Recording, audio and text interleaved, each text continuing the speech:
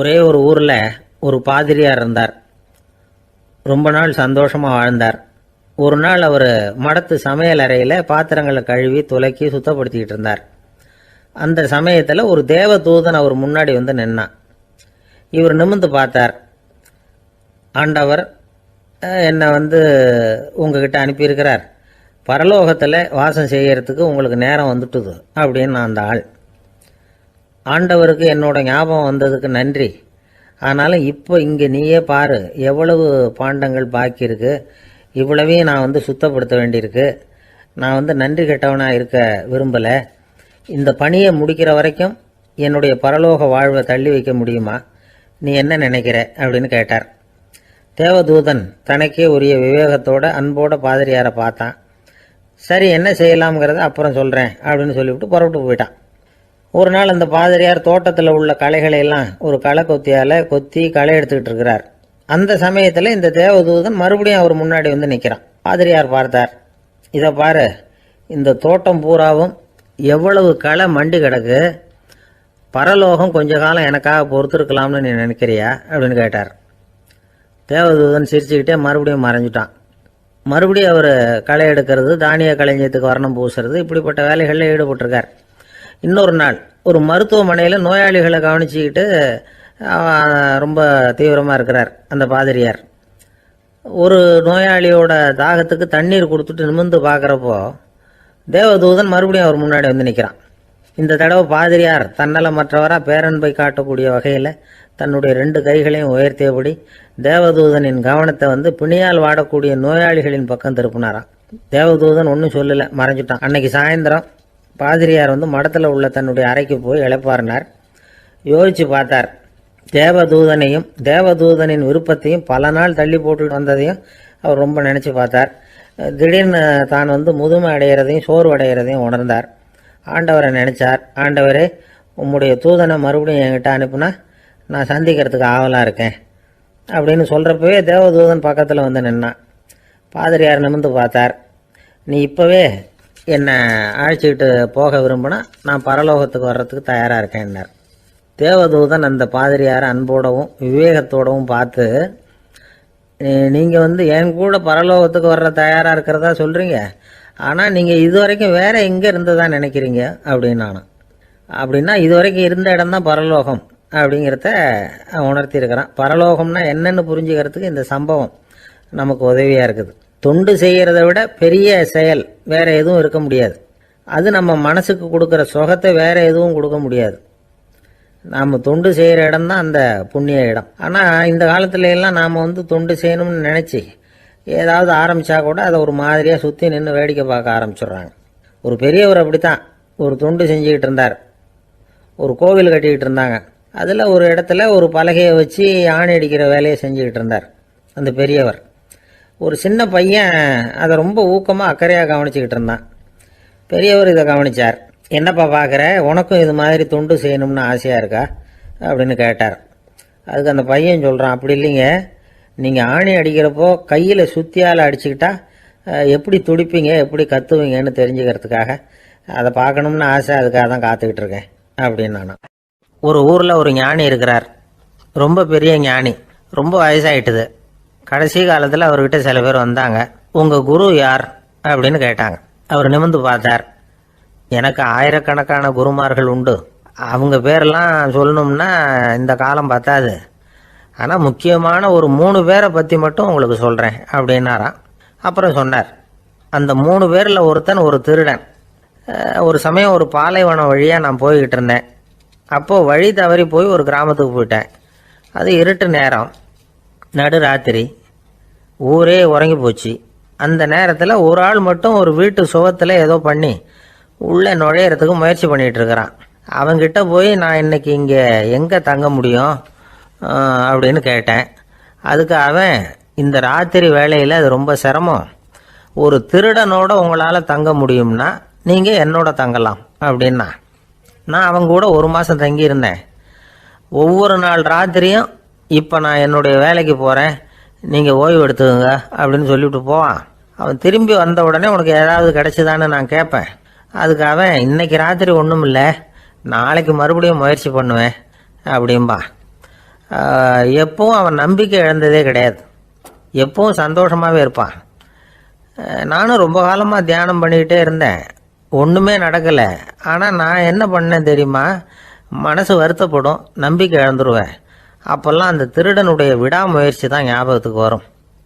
அதனால் அந்த திருடன் எனக்கு ஒரு குரு. என்னுடைய 2வது குரு யாருன்னா அது ஒரு நாய். இது எப்படின்னா, ஒரு சமயம் எனக்கு ரொம்ப தாகமாக இருந்தது. ஒரு நதியை நோக்கி போயிட்டு இருந்தேன். அப்போ ஒரு நாயும் வந்தது, அதுக்கும் தாகம். ஓடி வந்து ஆற்றை பார்த்தது. அதோட நிழல் வந்து ஆற்றுல தெரிஞ்சது. அதை பார்த்ததும் பயந்துட்டுது அது. அதாவது அது தன்னுடைய சொந்த உருவத்தையே கண்டு பயந்தது. அதை பார்த்து குறைக்குது, திரும்பி ஓடிச்சு. ஆனால் அதுக்கு தாகம் அதிகமாக இருந்ததுனால அது மறுபடியும் திரும்பி வந்தது. பார்த்தா மறுபடியும் தண்ணியில் நாயோட உருவம் தெரியுது. இப்படி சில தடவை பண்ணிச்சு. இருந்தாலும் கடைசியில் தண்ணியில் குதிச்சுட்டுது துணிஞ்சி. இப்படி குதித்த உடனே அதோட உருவமும் மறைஞ்சுட்டுது. இதை பார்த்தேன். நான் என்ன புரிஞ்சுக்கிட்டேன்னா, எவ்வளவுதான் பயம் இருந்தால் கூட ஒருத்தன் தைரியமாக காரியத்தில் இறங்கணும் அப்படிங்கிறத புரிஞ்சுக்கிட்டேன். இந்த போதனை அந்த நாய்கிட்ட இருந்து எனக்கு கிடைச்சிது. இது ஒன்று. அடுத்தது என்னுடைய 3வது குரு யாருன்னா அது ஒரு சின்ன குழந்தை. நான் ஒரு சமயம் ஒரு நகரத்துக்கு போனேன். அங்கே ஒரு குழந்தை எரிகிற மெழுகுவத்தி ஒன்று எடுத்துக்கிட்டு வந்தது. நான் அந்த குழந்தைய பார்த்து வேடிக்கையாக கேட்டேன், ஏன் பாப்பா இந்த மெழுகுவத்தியை நீயாவே கொளுத்துனியா அப்படின்னு கேட்டேன். ஆமான்னுது அந்த குழந்தை. சரி, இந்த மெழுகுவத்தி முன்னாடி எரியாமல் இருந்தது, இப்போ எரியுது. இந்த மெழுகுவத்திக்கு வெளிச்சம் எங்கேருந்து வந்தது, அதை எனக்கு காட்ட முடியுமா அப்படின்னு கேட்டேன் அந்த குழந்தைகிட்ட. இதுக்கு அந்த குழந்தை சிரிச்சுக்கிட்டு அந்த மெழுகுவத்தியை ஊதி அணைச்சுட்டுது. அதுக்கப்புறம் என்னை பார்த்து கேட்டுது, இப்போ இந்த மெழுகுவத்தியின் வெளிச்சம் போனதை பார்த்தீங்க இல்லையா, அது எங்கே போச்சுன்னு எனக்கு சொல்லுங்க அப்படின்னுது. அந்த குழந்தை இப்படி கேட்டதும் என்கிட்ட இருந்த ஆணவம் அழிஞ்சுட்டுது. நான் படித்ததெல்லாம் அந்த வினாடியில் சுக்கு நூறாக போயிட்டுது. என்னுடைய முட்டாள்தனத்தை நான் உணர்ந்தேன் அப்படின்னு இவ்வளவும் அந்த ஞானி விவரமாக சொன்னாராம். அதனால் நாம் இன்னார்கிட்டே இருந்து தான் இதை கற்றுக்கணுங்கிறது இல்லை, யாருக்கிட்டே இருந்தும் எதையும் கற்றுக்கலாம். நம்மால் ஒருத்தன் ஒரு நாய் வளர்த்துக்கிட்டு இருந்தான். அந்த நாய்க்கு வால் கிடையாது, யாரோ ஏற்கனவே வெட்டி எடுத்துட்டாங்க. இந்த நாய் தான் சார் எனக்கு குரு, அதுகிட்டே இருந்து கூட நான் பாடம் கற்றுக்கிட்டு இருக்கிறேன் அப்படின்னா. அப்படி என்ன கற்றுக்கிட்டேன் இந்த வால் இல்லாத நாய்கிட்டே இருந்து அப்படின்னு கேட்டோம். நாம் யாருக்கிட்டையும் வாலாட்டக்கூடாது அப்படிங்கிற பாடத்தை அதுகிட்டே இருந்து தான் நான் கற்றுக்கிட்டேன் அப்படின்னா. ஒருத்தர் சிகரெட்டும் கையுமா வந்தார். சார், இந்த புகைப்பிடிக்கிற பழக்கத்தை நிறுத்தி போடணும்னு தான் பார்க்குறேன், முடியலன்னார். புகைப்பிடிக்கிறத நிறுத்துறது ரொம்ப சுலபம் சார் அப்படின்னார் இன்னொருத்தர். எப்படி சொல்கிறீங்கன்னு கேட்டார் அவர். நான் கூட ஏற்கனவே 10 தடவை அந்த பழக்கத்தை நிறுத்தி இருக்கிறேன் சார் அப்படின்னார் இவர். இதுலேருந்து என்ன தெரியுது, புகைப்பழக்கத்தை திடீர்னு விட்டு விடுறதுங்கிறது ரொம்ப கஷ்டம்னு தெரியுது. இருந்தாலும் இது சம்பந்தமான ஆராய்ச்சி, அனுபவம், இது ரெண்டையும் அடிப்படையாக வச்சு சில வழிமுறைகளை சொல்கிறாங்க. அதாவது புகைப்பிடிக்கிறத நிறுத்துறதுக்கு 10 வழிகள் உண்டு அப்படின்னு சொல்கிறாங்க. அது என்னங்கிறத தெரிஞ்சுக்கிட்டா உபயோகப்படுதான்னு பார்க்கலாமே. முதல் கருத்து என்னன்னா, கொஞ்ச நாளைக்கு புகைப்பிடிக்கிற நண்பர்களை விட்டு விலகி இருக்கணும். இதனால் புகைப்பிடிக்கிற ஆசை குறையும், அந்த பழக்கத்தை மறுபடியும் ஆரம்பிக்கப்படாதுங்கிற எண்ணம் உறுதிப்படும். 2வது கருத்து, புகைப்பிடிக்கிறதை எதிர்த்து தீவிரமாக பிரச்சாரம் செய்ய ஆரம்பிச்சிடணும். அது அடுத்தவங்களுக்கும் உபயோகப்படும், உங்களுக்கும் உபயோகப்படும். உங்கள் உள்ளுணர்வை அது தூண்டும், உங்களை உறுதி கொள்ள வைக்கும். 3வது கருத்து என்னன்னா, தினமும் 2 தடவை குளிக்கணும். எப்படி தெரியுமா, முதல்ல வெது வெதுப்பான தண்ணீர், அப்புறம் குளிர்ந்த தண்ணீர், இப்படி மாறி மாறி குளிக்கணுமா. 4வது கருத்து, உடற்பயிற்சிகள் செய்யணும். மூச்சு வாங்குற மாதிரியான பயிற்சிகள் ரொம்ப நல்லதான். பிராணாயாமம் அப்படிங்கிற மூச்சு பயிற்சி ரொம்ப நல்லதுங்கிறாங்க. அப்புறம் 5வது கருத்து, சாப்பாடு மிதமாக இருக்கணும், சீராக இருக்கணும். பச்சை காய்கறிகள், பழங்கள் சாப்பாட்டில் சேர்த்துக்கலாம். அடிக்கடி கொஞ்சம் கொஞ்சமாக சாப்பிட்டு ரத்தத்தில் சர்க்கரையின் அளவை பராமரிக்கணும். இது நரம்புகளை அமைதிப்படுத்தும். 6வது கருத்து என்னன்னா, ரொம்ப நேரம் பசியோடு இருக்கக்கூடாது. புகைப்பிடிக்கிறத நிறுத்த முயற்சி செய்யும் பொழுது எடை குறைப்பு நடவடிக்கைகளை மேற்கொள்ளக்கூடாது. 7வது கருத்து, காப்பி, தேநீர், மதுபானம், அப்புறம் போதைப் பொருள்கள் கலந்த உணவுகள் இதெல்லாம் வேணாம். புகைப்பிடிக்கிறத அதெல்லாம் ஊக்கப்படுத்தும். கடுகு, மிளகு, அப்புறம் காரமான பொருள்களை தவிர்க்கணும். உப்பு அளவை குறைக்கணும். தினமும் 10 கோவள தண்ணீராவது குடிக்கணும். வெறும் தண்ணி புகைப்பிடிக்கிற ஆவலை தணிக்குதான்.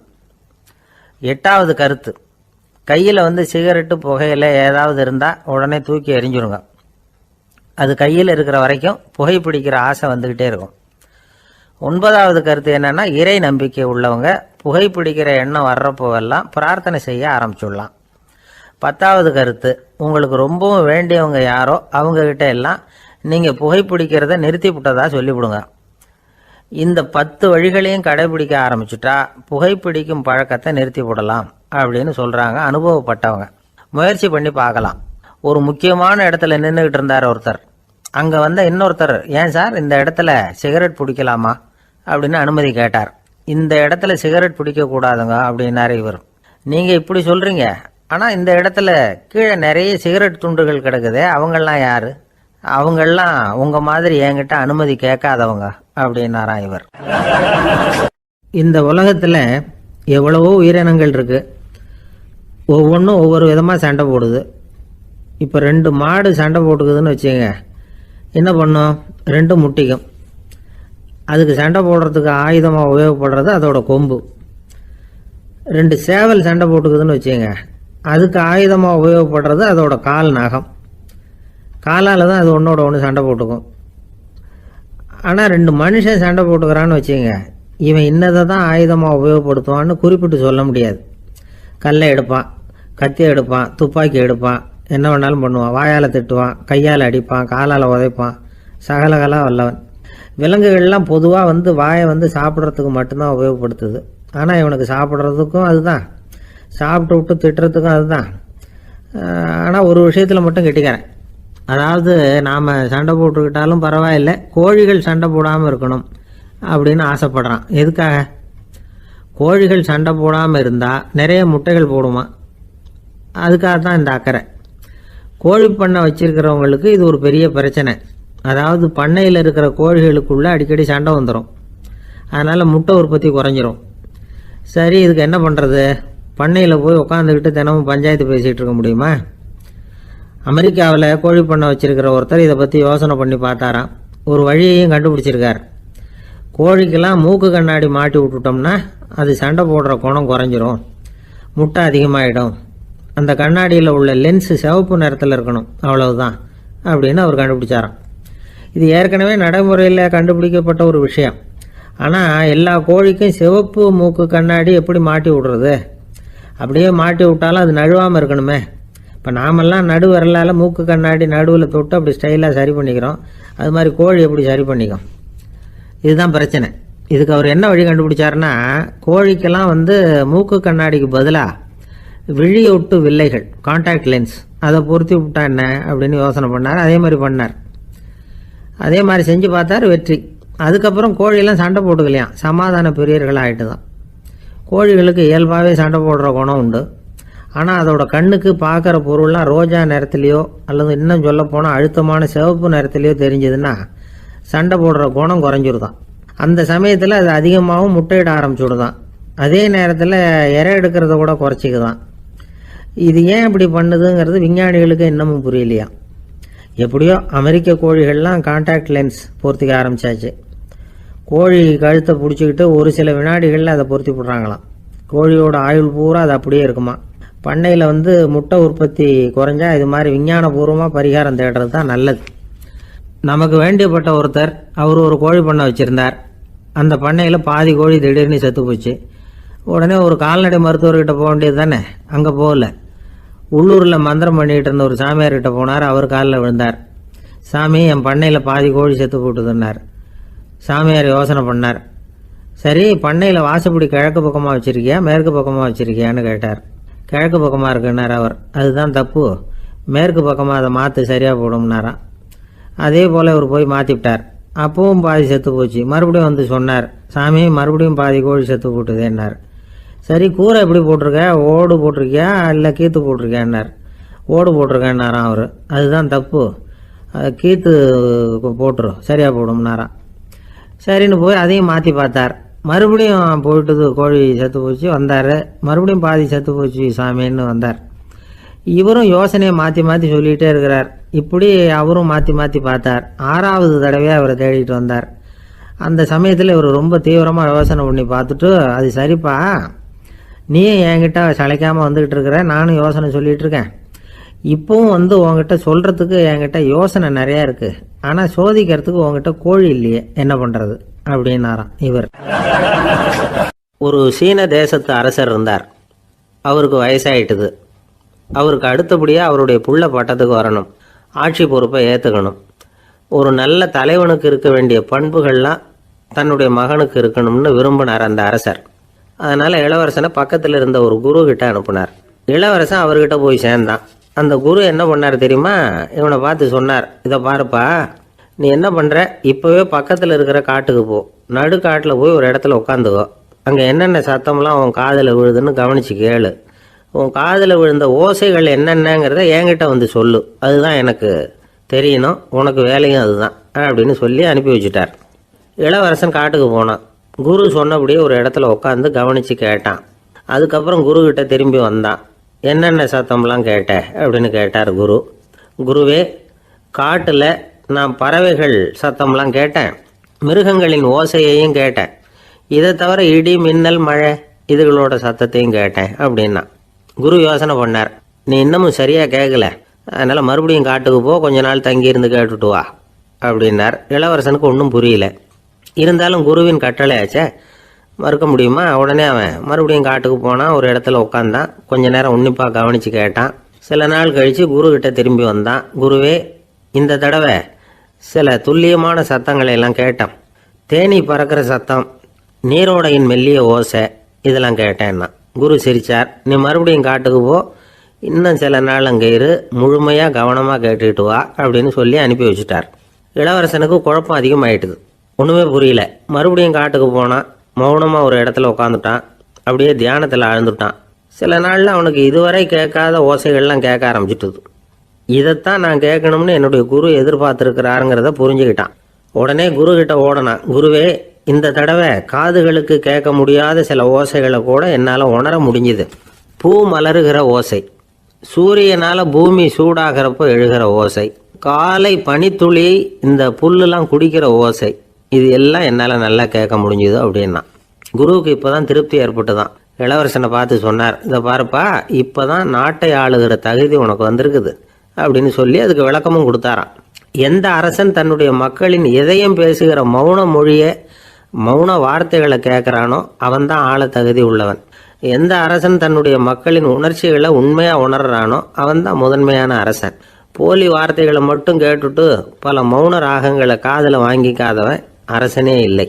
எந்த நாட்டில் எப்போ ஒரு அரசன் தன்னுடைய மக்களின் உணர்ச்சிகளை கேட்க மறுக்கிறானோ அன்னையிலிருந்தே அந்த நாடு அழிய தொடங்குது அப்படின்னு அர்த்தம். இதுதான் அந்த குரு இளவரசனுக்கு போதிச்சது. வாயால் பேசுறத மட்டும் கேட்டு ஏமாறக்கூடாது, உணர்ச்சிகளையும் கேட்கறதுல தான் மனப்பக்குவம் உண்டாகும். மக்கள் உணர்ச்சிகளை புரிந்து கொள்ளாத அரசர்கள் நீடிச்சிருக்க முடியாது. அது மாதிரி நாடுகளில் அடிக்கடி குழப்பம் தான் உண்டாகும். அப்படி இருந்தால் அடிக்கடி ஆட்சி மாறிக்கிட்டு இருக்கும். அப்படிப்பட்ட ஒரு தேசம், அங்கே ஒரு சிறைச்சாலையில் 3 கைதிகள் பேசிக்கிட்டு இருந்தாங்க. ஒருத்தன் சொன்னான், நான் இந்த நாட்டு ராஜாவை எதிர்த்து பேசிக்கிட்டு இருந்தேன், அதனால் என்னை பிடிச்சி கொண்டாந்து இங்கே போட்டுட்டாங்க அப்படின்னா ஒருத்தன். இன்னொருத்தன் சொன்னான், நான் இந்த நாட்டு ராஜாவை ஆதரித்து பேசிக்கிட்டு இருந்தேன், அதனால் என்னை பிடிச்சி கொண்டாந்து இங்கே தள்ளிவிட்டாங்க அப்படின்னா. அது சரி, நீ என்ன தப்பு பண்ண அப்படின்னு சொல்லி 3வது ஆளை பார்த்து இவங்க கேட்டாங்க. அதுக்கு அந்த ஆள் சொல்கிறான், நான் தான் இந்த நாட்டு ராஜா அப்படின்னா. ஒரு ஊரில் ஒரு பெரிய ஞானி இருந்தார். அவர் படுக்கையில் இருந்தார். இன்னும் கொஞ்ச நேரம்தான் அவர் இந்த உலகத்தில் இருக்க போகிறார். அவரை சுற்றி ஏகப்பட்ட கூட்டம். ஏற்கனவே அவருடைய உபதேசங்களை கேட்டவங்க பல பேர் அவரை சுற்றி நிற்கிறாங்க. அந்த ஞானி மெதுவாக கண்ணை திறந்து பார்க்குறார். எல்லாரும் அவருடைய கடைசி வார்த்தையை கேட்கறதுக்காக அவளோட காத்துக்கிட்டு இருக்கிறாங்க. அந்த ஞானி மெதுவாக பேச ஆரம்பித்தார். நான் என்னுடைய வாழ்நாள் பூராவும் உங்களுக்கு நிறைய போதனைகள் சொல்லிக்கிட்டு இருக்கிறேன். பேரானந்தம், மகிழ்ச்சி, தியானத்தன்மை, இதை பற்றியெல்லாம் சொல்லியிருக்கிறேன். இப்போ நான் வேற ஒரு கரைக்கு போய்கிட்டு இருக்கிறேன். நான் இனிமேல் இந்த கரையில் இருக்க மாட்டேன்.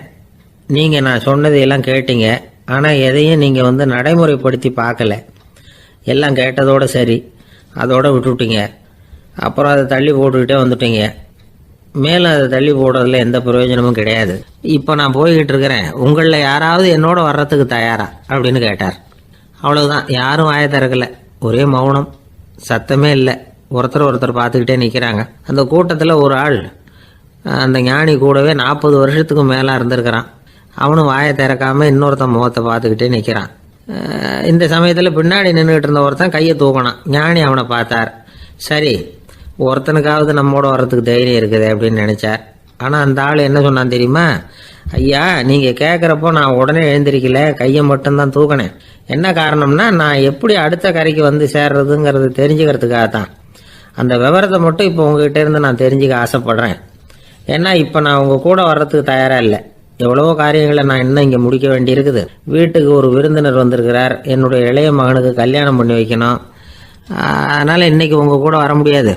அது மட்டும் இல்லை, இப்போ உங்கள் கூட அடுத்த கரைக்கு வந்தால் திரும்பி வர முடியாதுன்னு வேறு சொல்கிறீங்க. அதனால் இப்போ நான் வரல. இன்னொரு நாள் நிச்சயமாக நான் வர்றேங்க, வந்து உங்களை சந்திக்கிறேன். அதனால் இப்போ நீங்கள் இன்னொரு தடவை எங்களுக்கு விளக்கமாக சொல்லணும். ஏற்கனவே பல தடவை சொல்லியிருக்கிறீங்க. தயவு பண்ணி இப்போ ஒரு தடவை சொன்னீங்கன்னா சௌகரியமாக இருக்கும். அந்த அடுத்த கரையை அடையிறது எப்படி, இப்போ ஒரு தடவை அதை விளக்கமாக சொல்லிட்டீங்கன்னா நல்லா ஞாபகப்படுத்திக்குவேன். அது சரியான சமயம் வர்றப்போ இது எனக்கு உதவியாக இருக்கும் அப்படின்னு நானா. ஆனால் உண்மை என்ன தெரியுமா? அந்த சரியான சமயம் வரவே இல்லை அப்படிங்கிறது தான் உண்மை. இப்படி அந்த கதை முடியும். இந்த கதை அந்த ஒரு ஆளுக்கு மட்டும் இல்லை, கிட்டத்தட்ட எல்லாருக்குமே அது பொருந்தும் அப்படிங்கிறாங்க விவரம் தெரிஞ்சவங்க. எல்லாருமே அந்த சரியான தருணத்துக்காக தான் காத்துக்கிட்டு இருக்கிறாங்களாம். அதுக்காக ஜோசியம் பார்க்குறாங்க, கைரேகை பார்க்குறாங்க, நாளைக்கு என்ன நடக்குங்கிற ஆவலில் எல்லாரும் காத்துக்கிட்டு இருக்கிறாங்க. ஆனால் அந்த ஒரு நாள் ஒருபோதும் வரப்போகிறதில்ல. நீங்கள் தள்ளி போடுறதுக்காக பல அர்த்தமில்லாத காரணங்களை தேடுறீங்க அப்படிங்கிறார் ஒரு ஞானி. காத்திருக்கிறதுலேயே நம்ம காலம் ஓடி போயிடுது. ஏன்னா இன்னைக்கு நாம் சிந்திக்கிறது நாளைக்கு நாம் சிந்திக்கிறது இல்லை. ஒவ்வொரு நாளும் ஒவ்வொரு மாதிரி போயிடுது. நாளைக்கு மறுநாளை பற்றியே சிந்திக்கிறோம். இப்படியே அது பாட்டுக்கு போயிடும். கரையை தொட்டு பார்க்குறது எப்போ, இதுதான் கேள்வி. நமக்கு வேண்டியப்பட்ட ஒருத்தர் ஒரு ரயில்வே பிளாட்ஃபாரத்தில் நின்றுட்டு இருக்கிறார். அங்கே இருக்கிறவங்க கிட்ட கேட்குறாராம், விசாரிக்கிறார். ஏங்க கிழக்க போகிற ரயில் போயிட்டுதுங்களான்னாராம். போயிட்டுதுன்னு இருக்கிறாங்க. கொஞ்ச நேரம் கழிச்சு ஏங்க மேற்க போகிற ரயில் போயிட்டுதுங்களான்னு கேட்டிருக்காரு. போயிட்டுதுங்களான் இருக்காங்க. அப்புறம் கொஞ்ச நேரம் கழிச்சு மறுபடியும் ஏங்க 10:30 மணி வண்டி போயிட்டுதான்னு கேட்டிருக்காரு. தொடர்ந்து காலையிலேருந்து சாயந்தரம் வரைக்கும் இப்படி ஒரே இடத்துல நின்றுட்டு கேட்டுக்கிட்டே இருக்கிறார். இதை பார்த்துக்கிட்டு இருந்த ஒருத்தர் அவர்கிட்ட ஏங்க நீங்கள் எங்கே போகணும் அப்படின்னு கேட்டாராம். இவர் மெதுவாக சொன்னாராம், இந்த ரயில்வே லைனை தாண்டி அந்த பக்கம் போகணும் அப்படின்னாராம். திருநெல்வேலி மாவட்டத்தில் கோவில்பட்டிக்கு பக்கத்தில் உள்ள ஊர் கடம்பூர். காமராசர் முதலமைச்சராக இருந்த காலம். கடம்பூரில் ஒரு பள்ளி சீரமைப்பு மாநாடு நடக்குது. அந்த பக்கத்தில் உள்ள பள்ளிக்கூடம்லாம் அதில் கலந்துக்குது. கண்காட்சி வேற, ஊர் பூரா விழா கோலம். மறுநாள் மாநாடு நடக்க போகுது. ஆனால் முதல் நாளே மழை பிடிச்சிக்கிட்டுது. மறுநாளும் அது விடாமல் பேஞ்சிக்கிட்டு இருக்குது. காமராசர் காலையிலேருந்து பல்வேறு நிகழ்ச்சிகளில் கலந்துக்கிட்டு சாயந்தரமாக கடம்பூருக்கு வந்து சேர வேண்டியவர். மழை பேஞ்சிக்கிட்டு இருக்கிறதுனால நிகழ்ச்சி ரத்தாயிடுமோ என்னமோ அப்படின்னு எல்லாரும் சந்தேகப்பட்டுக்கிட்டு இருக்கிறாங்க. அவர் கோவில்பட்டி பயணிகள் விடுதியில் இருக்கிறார். கடம்பூர்லேருந்து சில பேர் போய் அவரை சந்திக்கிறாங்க. மழை பெஞ்சிக்கிட்டு இருக்குதே, என்ன செய்யலாம் அப்படின்னு கேட்குறாங்க. மழை பெஞ்சால் நல்லது தானே, அதுக்காக மாநாட்டை எதுக்காக ரத்து செய்யணும்? ஆசிரியர்கள் எவ்வளவு கஷ்டப்பட்டு ஏற்பாடு பண்ண மாநாடு, கட்டாயம் வந்துடுறேன் அப்படின்னாராம் காமராசர். உடனே புறப்பட்டார். மழையை பொருட்படுத்தாத மக்கள் கூட்டம். அது கலையாமல் காத்துக்கிட்டு இருக்கிறாங்க அவ்வளோ பேரும். தலைவர் வந்துட்டார்னு தெரிஞ்சது ஜனங்களுக்கு ஏகப்பட்ட உற்சாகம். ஜனங்கள் அவ்வளவு உற்சாகமாக வரவேற்றாங்க. மாநாடு ஆரம்பமாச்சு. மலர் மாலைகள் மலை மாதிரி குவிய ஆரம்பிச்சுட்டுது. வரிசையாக ஒவ்வொரு கல்வி நிலையம் சார்பாகவும் வரவேற்பு பத்திரம் வாசித்து கொடுக்குறாங்க. என்ன வாசிக்கிறாங்கங்கிறத காமராசர் கூர்ந்து கவனிக்கிறார். ஏகப்பட்ட புகழ் மொழிகள், ரொம்ப பாராட்டி புகழ்ந்து என்னென்னமோ வாசிச்சுக்கிட்டு இருக்கிறாங்க. கொடை வள்ளலே, குணக்குன்றே, மலையே, கடலே, இப்படி தமிழ் மொழியில் பாராட்டுறதுக்கு எத்தனை வார்த்தைகள் உண்டோ அத்தனையும் அதில் சேர்த்துருக்குறாங்க. காமராசர் பொறுமை இழந்துட்டார். போதும் உங்கள் எல்லாரையும் பார்த்து 2 வார்த்தை பேசிவிட்டு போகிறதுக்காக தான் நான் வந்திருக்கிறேன். எல்லாரும் மழையில் சிரமப்பட்டு நின்றுக்கிட்டு இருக்கிறீங்க. இப்படி என்ன புகழ்ந்து படிச்சுக்கிட்டே இருந்தால் எப்படி அப்படின்னாராம். அதுக்கப்புறம் பேசி முடிச்சிருக்கிறார். மாநாட்டு நிகழ்ச்சிகள் முடிஞ்சதும் இன்னொரு நிகழ்ச்சியில் கலந்துக்கிறதுக்காக புறப்பட்டாராம். ஒரு திறந்த ஜீப்பில் அவரை ஊர்வலமாக அழைச்சிக்கிட்டு போயிருக்கிறாங்க. தெருவில் 2 பக்கமும் ஏகப்பட்ட கூட்டம். அங்கங்கே ஜீப்பை நிறுத்தி ரோஜா மாலை, ஜருக மாலை இப்படி போட்டுக்கிட்டே இருக்கிறாங்க. அதையெல்லாம் அப்படியே வாங்கி அங்கங்கே நின்றுக்கிட்டு இருந்த குழந்தைகள்கிட்டையும் தாய்மார்கள்கிட்டையும் கொடுத்துக்கிட்டே போகிறார். அந்த சமயத்தில் கூட்டத்துக்கு அப்பால ஒரு பெரியவர் கையில் ஒரு மல்லிகை சரத்தோடு நின்றுட்டு இருக்கிறார். அவரால் முண்டி அடிச்சுக்கிட்டு முன்னால் வர முடியல. காமராசர் இதை கவனிக்கிறார். அவ்வளவுதான், உடனே நிறுத்தப்பா வண்டிய அப்படிங்கிறார். ஜீப்பு நிற்கிது. டிரைவரை பார்த்து, அதோ பார், அங்கே ஒருத்தர் நிற்கிறார் பார், அவரை இங்கே அழைச்சிட்டு வா அப்படின்னாராம். கூட்டம் வழி விடுது. அந்த பெரியவரை கிட்டத்தில் அழைச்சிட்டு வர்றாங்க. காமராசர் அவரை பார்த்து, வாங்க வாங்க, நல்லா இருக்கீங்களா அப்படின்னு சத்தம் போட்டு உற்சாகமாக விசாரிக்கிறாராம். பெரியவர் கண்களில் கண்ணீர், பேச்சு வரல. மல்லிகை சரத்தை அவருக்கு போடுறார். கொஞ்ச நேரம் அவர்கிட்ட பொறுமையாக பேசிக்கிட்டு இருந்துட்டு அவரை அனுப்பி வைக்கிறார் காமராசர். பெரியவர் போனதுக்கு அப்புறம் காமராசர் பக்கத்தில் இருந்தவங்க கிட்ட சொல்கிறார் அந்த பெரியவரை பற்றி. அந்த காலத்தில் ரொம்ப கஷ்டப்பட்டவர் இவர், ஜெயிலுக்கு போனவர் அப்படின்னு ரொம்ப உருக்கமாக நெகிழ்ந்து போய் சொல்கிறார். இதில் ஒரு விஷயத்தை கவனிங்க. தன்னை புகழ்ந்து படிக்கப்பட்ட வாழ்த்து மடலை படிக்க வேணாம்னு தடுத்து நிறுத்தினார். எங்கேயோ ஒரு மூலையில் கையில் ஒரு 4 முழம் மல்லிகை சரத்தோடு ஒதுங்கி நின்றுக்கிட்டு இருந்த அந்த தொண்டரை அவ்வளவு பெரிய கூட்டத்துக்கு நடுவுலையும் தேடி கண்டுபிடிச்சி கிட்டத்தில் கூப்பிட்டு அவர் கொடுத்த அன்பு மாலையை வாங்கி கழுத்தில் போட்டுக்கிட்டார். அதுதான் காமராசர். தோல்விகள் கூட அவரை கொஞ்சம் கூட பாதித்ததில்லை. ஒரு பொது தேர்தலில் அவர் தோற்று போகிறார். தொண்டர்கள்லாம் அழறாங்க. அதில் ஒருத்தர் மெதுவாக காமராசர்கிட்ட போய், என்ன தலைவரே, நீங்கள் கூட தோற்று போயிட்டீங்களே அப்படின்னு கலக்கமாக சொல்லியிருக்கிறார். அதுக்கு காமராசர், நான் கூட தோற்று போகிறதுக்கு பேர் தான்ப்பா ஜனநாயகம் அப்படின்னாராம். ஆஃபீஸில் வேலை பார்க்குற ஒருத்தர் வந்தார். பேசாமல் ஒரு 10 நாள் லீவு போட்டுடலாமா பார்க்குறேன் அப்படின்னார். ஏன்னு கேட்டோம். என்னுடைய மேலதிகாரி ஒரு முசுடு சார், அவர்கிட்ட வேலை பார்க்குறது ரொம்ப கஷ்டமாக இருக்குது அப்படின்னார். ஆஃபீஸில் வேலை பார்க்குறவங்கெல்லாம் ஒரு விஷயத்தை நல்லா ஞாபகத்தில் வச்சுக்கணும். மேலதிகாரிங்கிறவர் ஒரு பெரிய மகான் இல்லை, அவரும் ஒரு மானிட பிறவி தான். சராசரி மனுஷனுக்குள்ள பலம் பலவீனம் ரெண்டும் அவருக்கும் உண்டு. அதனால் அவரை கொஞ்சம் அனுசரித்து போகிறதுக்கு பழகிறது தான் நல்லது. மேலதிகாரிகளில் பல வகை உண்டு. அதில் முக்கியமாக 3 வகை. அதில் ஒரு வகை எப்படி தெரியுமா? உங்களை ஒரு வேலை செய்கிற மெஷினாக மட்டுமே நினைக்கக்கூடிய வகை. இவங்கெல்லாம் எப்படின்னா, எங்கேயாவது வெளியூர் போயிருந்தா கூட அங்கேருந்து ஃபோன் பண்ணுவாங்க, அந்த வேலை என்னாச்சு, இந்த வேலை என்னாச்சு அப்படின்னு. இவங்களுக்கெல்லாம் உங்கள் நலனை பற்றியோ உங்கள் குடும்பத்தை பற்றியோ அக்கறை இருக்காது. நீங்கள் சொல்கிற யோசனை எதுவும் இவங்ககிட்ட எடுபடாது. கொடுத்த வேலையை பாரு, நீ எனக்கு புத்தி சொல்ல வேணாம் அப்படிம்பாங்க. இவங்களை அனுசரித்து போகிறதுக்கு ஒரே வழி, இவங்க எதை சொன்னாலும் சரின்னு சொல்லிவிட்டு வேலையை கவனிக்க வேண்டியது தான். இவங்ககிட்ட வேற எந்த கேள்வியும் கேட்டுக்கிட்டு இருக்கக்கூடாது. ஆமாம் சாமி போடுறது கௌரவ குறைச்சல் இல்லை, அது ஒரு அலுவலக சௌகரியம், அவ்வளவுதான். இன்னொரு வகையான மேலதிகாரிகள் எப்படி தெரியுமா? இவங்கெல்லாம் ஆஃபீஸ் வேலையை பற்றி அதிகமாக கவலைப்பட்டுக்கிட்டு இருக்க மாட்டாங்க. தங்களுடைய சொந்த இமேஜ் பாதிக்கப்படக்கூடாதுங்கிறதுலேயே கவனமாக இருப்பாங்க. இவங்கெல்லாம் அடிக்கடி உங்கள் நலனை விசாரிப்பாங்க. அதே மாதிரி நீங்களும் அவரை விசாரிக்கணும்னு எதிர்பார்ப்பாங்க. இந்த ரக அதிகாரிகளுக்கெல்லாம் புது வருட வாழ்த்து அனுப்பலாம், பிறந்தநாள் வாழ்த்து அனுப்பலாம். அவருக்கு எங்கேயாவது ஒரு பாராட்டு விழா நடந்தால் முதல் வரிசையில் போய் உட்காந்து உங்கள் முகத்தை காட்டலாம். ஆஃபீஸ் வேலையை மட்டுமே பார்க்குற பணியாளர்கள் இது மாதிரி அதிகாரிகள் கிட்ட நல்ல பேர் வாங்க முடியாது. இன்னொரு வகையான மேலதிகாரிகள் உண்டு. அவங்க எப்படின்னா, ஆஃபீஸ் வேலையை பற்றியும் கவலைப்பட மாட்டாங்க, தனக்கு கீழே வேலை பார்க்குறவங்கள பற்றியும் கவலைப்பட மாட்டாங்க. எக்காரணம் கொண்டும் தன்னுடைய பொசிஷனுக்கு ஆபத்து வந்துடக்கூடாதுன்னே நினைக்கக்கூடியவங்க இவங்க. இவங்களால கடுமையான வேலை செய்யவும் முடியாது, தீர்மானிக்கவும் முடியாது. எந்த முடிவையும் எடுக்காமல் அப்படியே தள்ளி போட்டுக்கிட்டே போடுவாங்க எல்லாத்தையும். இதனால் என்ன ஆகும்னா, இவருக்கு கீழே வேலை பார்க்குற உங்களுக்கு பொறுப்பு அதிகமாகிடும். இவங்ககிட்ட போய் பிரச்சனையை மட்டும் சொல்லி பிரயோஜனம் இல்லை, அதுக்கான முடிவுகளை நீங்களே சொல்லணும். அப்போ தான் இது மாதிரி அதிகாரிகள்கிட்ட நல்ல பேர் வாங்கலாம். அட்லீஸ்ட் கெட்ட பேர் வாங்காமலாவது காலம் தள்ளலாம். ஆஃபீஸில் வேலை பார்க்குறவங்க முக்கியமாக சில விஷயங்களை ஞாபகத்தில் வச்சுக்கணும். ஆஃபீஸில் நடக்கிற நல்லது கெட்டது எதுவாக இருந்தாலும் உடனடியாக மேலதிகாரிகிட்ட தெரிவிக்கிறது நல்லது. 3வது மனிதர் மூலமாக அதை அவர் தெரிஞ்சுக்கிறது அவ்வளவு நல்லதில்லை. எந்த மேலதிகாரியுமே தான் இந்த சர்பாஸ் செய்யப்படுறத விரும்புறதில்லை. அதனால் அவருக்கு தெரியாமல் மேலிடத்துக்கு மணி எழுதி போடக்கூடாது. அப்படி எழுதி போடுறவங்க சில பேர் இருக்கிறாங்க. நீங்களும் உங்கள் மேலதிகாரியும் தொழில் ரீதியாக ஒரே படிப்பு படித்தவராக இருக்கலாம். அப்படி இருந்ததுன்னா அட்ஜஸ்ட் பண்ணி போகிறது கொஞ்சம் கஷ்டம்தான். இதை மனசில் வச்சுக்கிட்டு நடந்துக்கணும். உங்களுக்கும் அவருக்கும் அபிப்பிராய பேதமா, அது அவருக்கும் உங்களுக்கும் உள்ள தனிப்பட்ட பிரச்சனை, அதை விளம்பரப்படுத்திக்கிட்டு இருக்கக்கூடாது. அது அவருடைய கோபத்தை கிளறும். உங்கள் மேலதிகாரி உங்கள் கூட படித்தவராக இருக்கலாம், அதுக்காக அவரை எல்லாருக்கும் முன்னாடி அடைய கிச்சாமி எப்படிடா இருக்க அப்படின்லாம் கேட்டுக்கிட்டு இருக்கக்கூடாது. பொதுவாக யாரும் அதை விரும்புறதில்லை. இவ்வளவையும் உங்கள் மனசில் வச்சுக்கிட்டு கொஞ்சம் சாமர்த்தியமாக நடந்துக்கிட்டீங்கன்னா ஆஃபீஸ் உங்களுக்கு அவஸ்தையாக இருக்காது, ஆனந்தமாக இருக்கும். ஒரு மேலதிகாரி தன்கிட்ட வேலை பார்க்குற ஒருத்தரை பற்றி ரொம்ப பெருமையாக சொன்னாராம். எங்கள் ஆஃபீஸில் எவ்வளவோ பேர் வேலை பார்க்குறாங்க, எல்லாரும் தினமும் வந்து ஏதாவது பிரச்சனைகளை சொல்லிகிட்டு இருப்பாங்க. ஆனால் இவர் ஒருத்தர் மட்டும்தான் இது வரைக்கும் என்கிட்ட வந்து எந்த பிரச்சனையும் சொன்னதே இல்லை. அவர் பாட்டுக்கு வருவார், வேலை பார்ப்பார், போயிடுவார் அப்படின்னாராம்.